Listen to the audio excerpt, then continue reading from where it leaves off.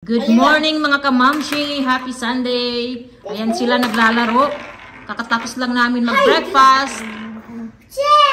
Nandito pa ako sa bahay. Maya-maya alis din ako. Ayan naglalaro sila ng ano, trompo. Na maliliit. Mama! Yeah, that's cute. Where did you get that, kuya? Migro. In Migro? Yeah, you need to ask Daddy. This is only for the kids. Oh. This is also for you. Kuya, give her one. Kuya, give her one. This is also. Oh, it's cute. Mommy, look sweet. Mommy, look sweet too. And go. That's nice. This one is cute, the brown one. Why? Wow. But Ellie! this one is also cute. Okay. But this is the king one. This is the queen. This is the queen. What, Jamie? Kuya, ate. Kuya. Yes. Laging nakakalimutan ni Olivia magkuya. Pinapagalitan ko si Olivia kasi nakakalimutan niyang magkuya.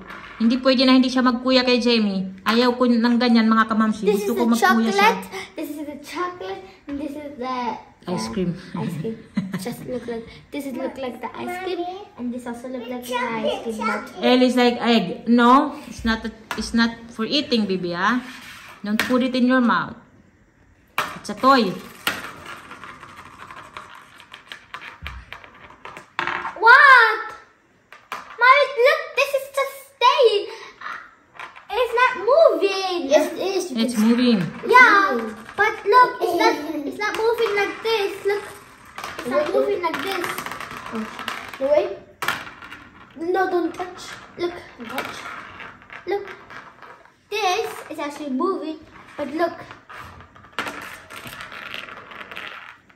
Go. Go.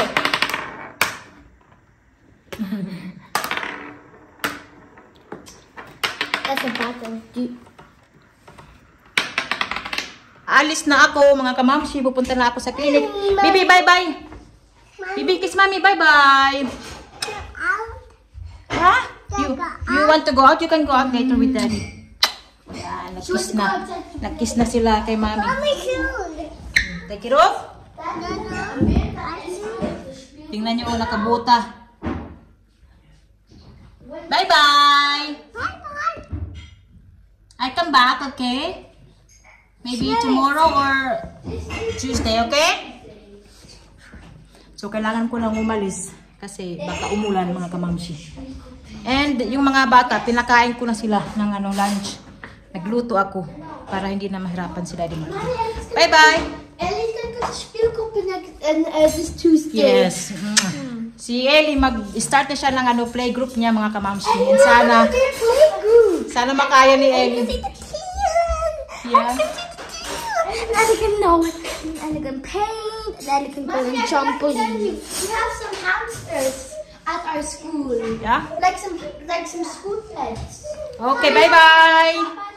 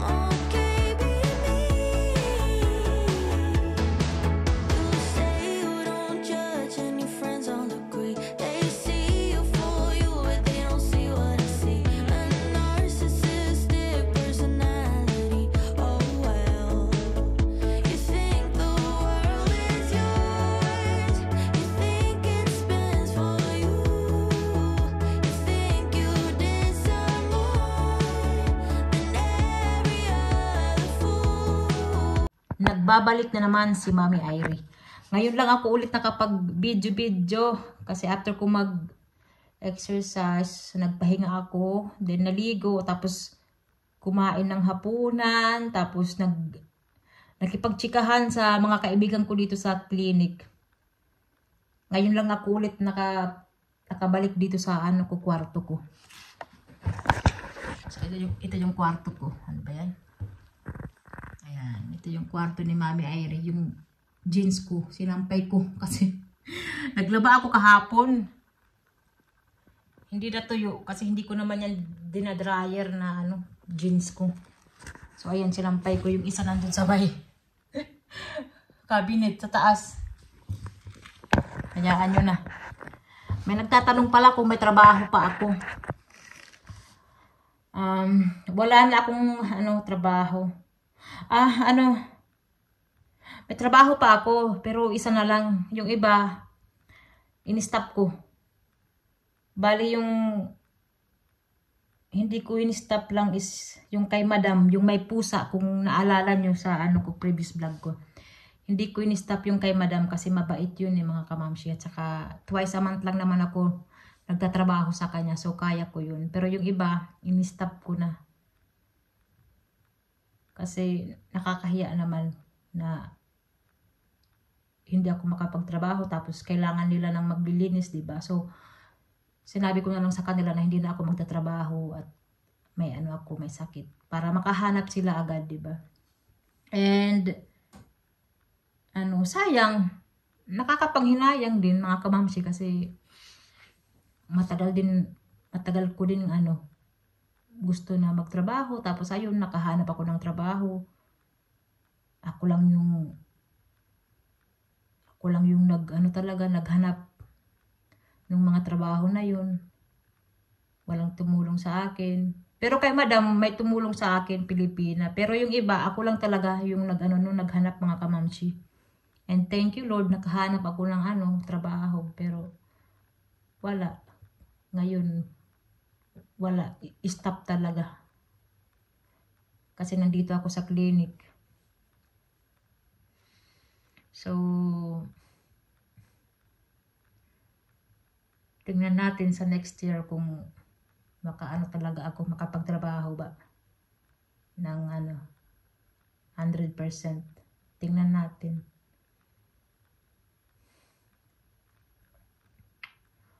Nakakalungkot talaga. Nakakapanghinayang kasi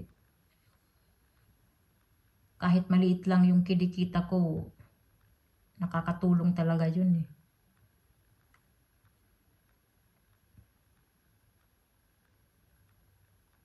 At saka may nagtatanong kung may depression ako. Wala naman. Basta yung diagnosis sa akin ng psychologist ko is yung yun? Generalized anxiety disorder. Yun. Depression hindi niya masabi. Tinanong ko siya, sabi ko, may posibilidad ba na may pa ako, may postpartum depression? Sabi niya, parang malabo na daw kasi matagal na to, at saka 2 years na daw yung ko, bunso, si Ellie. So, sabi niya, wala. Parang yung depression wala daw, sabi niya. At saka, every week may may test kami for depression. Ang problema ko lang naman talaga is yung physical symptoms ko talaga ng anxiety, yun lang.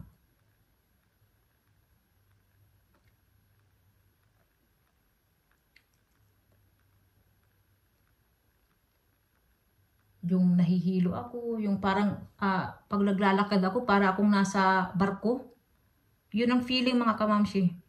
Tapos yung hindi ka na makahinga, yun lang problema ko talaga.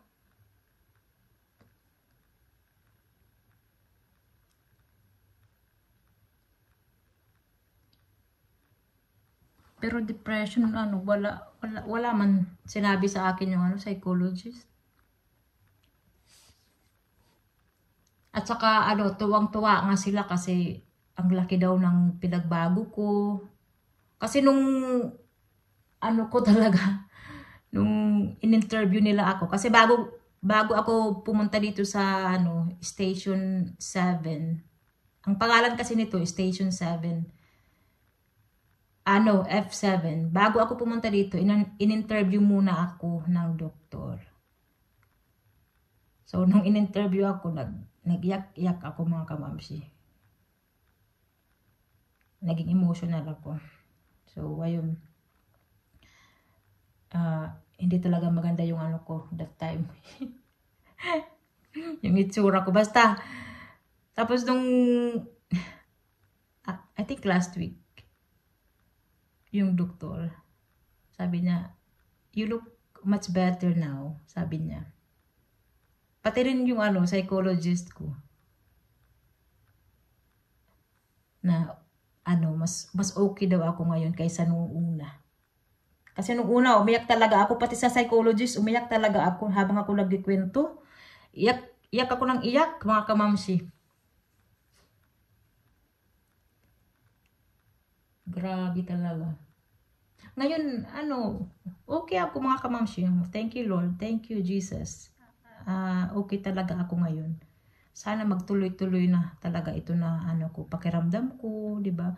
Lalong-lalo na uuwi kami ng Pinas, 'yun ang pinapag-ano ko talaga, pinapag-pray ko. Wala na akong ibang ano, pinipray. Ang ano ko lang, sabi ko kay Lord, good health lang sa akin, kay Daddy Marco, sa mga anak ko, sa mga mahal ko sa buhay, good health lang. Yung pera, okay lang yan. Kahit kapos, basta maganda lang yung pangangatawan namin, lahat healthy. Malayo sa mga aksidente, ayan, mga kapahamakan, basta yan lang ang lagi kong pinipray kay Lord, Jesus. Yan lang yung ano ko, hinahangad ko mga kamamsi.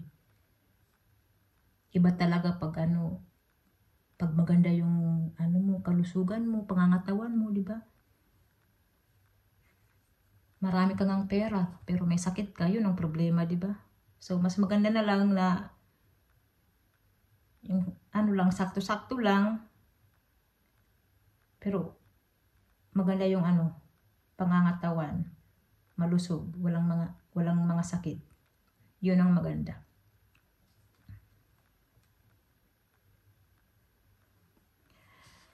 Ay, and ano pa?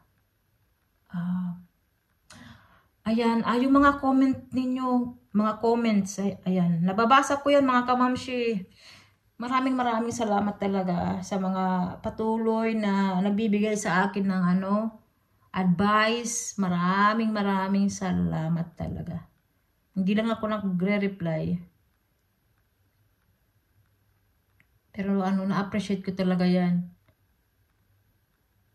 Lalong-lalo na yung mga nakakaintindi sa sitwasyon ko ngayon. May iba kasi na hindi ako naintindihan. Pero mas marami yung nakakaintindi sa pinagdadaanan ko ngayon. Kaya maraming salamat.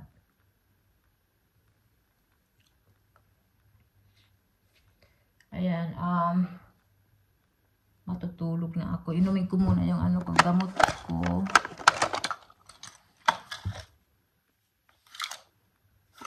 Nasaan na yung, ito ba? Ay, Diyos ko. Ito pala yung ano kong gamot.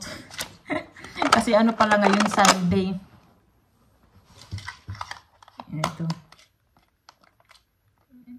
Ito bukas ito. Ngayon.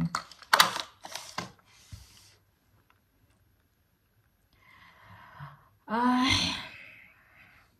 Bukas may ano ako, may painting.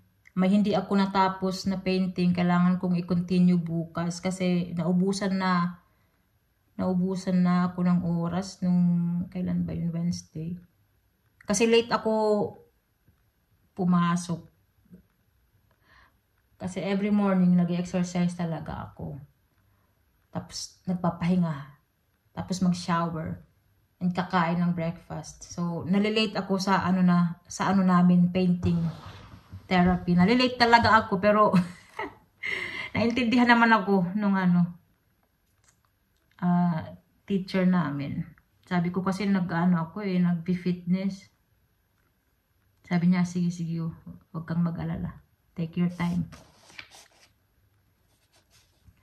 So, ayan lang mga kamamshi, yung ating video. And, yung mga bata, okay sila mga kamamshi, sila Daddy Marco, okay.